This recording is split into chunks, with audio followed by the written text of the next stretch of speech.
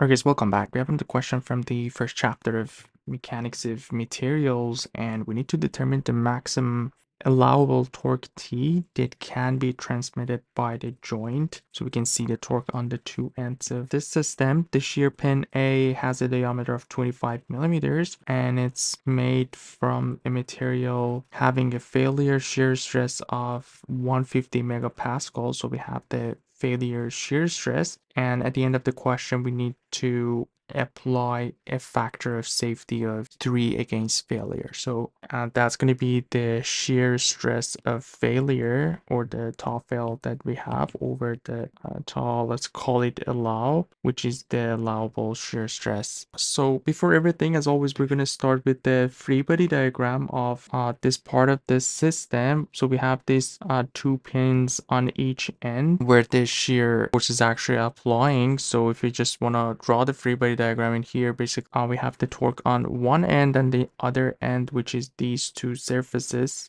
Because this is turning in this direction, there will be shear force on these cylinders. Okay, let's just show it here. So we have this part where it's connected on these two surfaces, which is attached to the pin, and we have this part where we have this torque of T that we need to figure out, and also we're gonna have shear force on this cross section of the pin, which is gonna be 1V force in this direction and the same force on the opposite direction. Basically, these two shear forces are making a couple because they are the same force, uh, just in the opposite direction, and they're gonna make a couple of in this direction, which we cancel out with the T that is applying on the other end. And obviously, if we are in equilibrium, we can find the moment along this direction. Let's just call this direction X.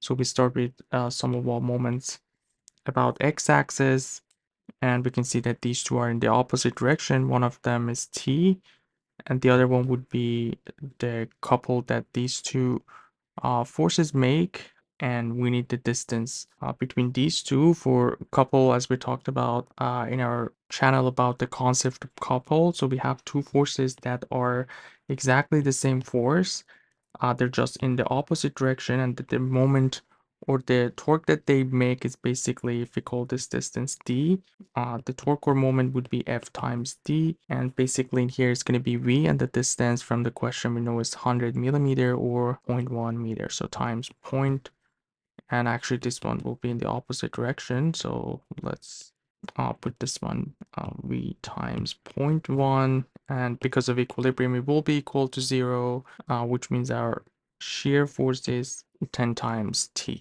And on top of that, we have the factor of safety, which we talked about. We have a factor of safety of 3, and we already have the 𝛕failure in here, which is 150 megapascal, which means the allowable shear stress is going to be 150 divided by 3, so 50 megapascal. And basically our shear force would be, shear stress would be the force, which is V over the area, and this is going to be the allowable, which is what we found in the previous step. So 50 megapascal, 50 times 10 to the 6 is equal to, the V would be what we found in this step, 10 times T, and we have the force V, which is the force that is applying on the area of each section. Because we are taking only one force, that's going to be the area of one of these circles, or pi divided by 4 times, we have the diameter 25 millimeters, so